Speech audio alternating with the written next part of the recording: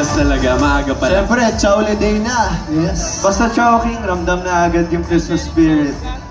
Yan, and parang Christmas tradition na rin pala kayo dito sa Chowking kasi 2 consecutive years na, tama? Yes. Yes po. Yes, so hindi po kompleto ang Christmas dito sa Chowking pag may PG1. O, diba?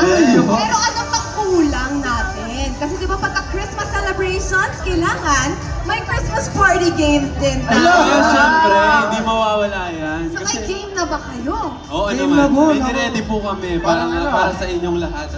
Malaking chopsticks dito sa likod. May kailangan ba kayo water? Sige po. Okay, baka kasi Sige, medyo... magpunas Okay. lang pumunat tayo ng pawis. Yung Thank you po. difficulty challenge ng game Yes. natin dito talaga. Thank you po. Ibang level eh. Iba. Yes. Aces, okay pa ba kayo dyan? Ay. Kim Pao fans, okay lang po kayo? Yeah! Yes! Let's Kim Pao! party! Hello po sa mga ayun yung mga nasa labas, hello po sa inyo. Thank you so much Hello po. everyone for joining us in our Thanksgiving Thank you. celebration here on Chowle Day. Handa namin. Okay, as you can see, gents, na meron tayong inflatable pool dito na may malalaking chopsticks. So I'm gonna ask for JL's help. Okay. Hala!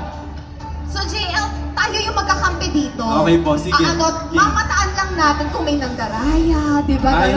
Pagka Christmas party games, kasi alam naman natin, talagang nagiging aggressive tayo, Yes, competitive tayo. Tsaka kilala ko tong mga kapatid ko na to. Hoy! Pagdating sa mga games, alam niyo yun ang mga aces, di ba? Mga hindi nagpapatalo. So, tulungan niyo kami magbantay aces kung sino yung mga makakalusot sa mga yung mga kukunin na sangkap.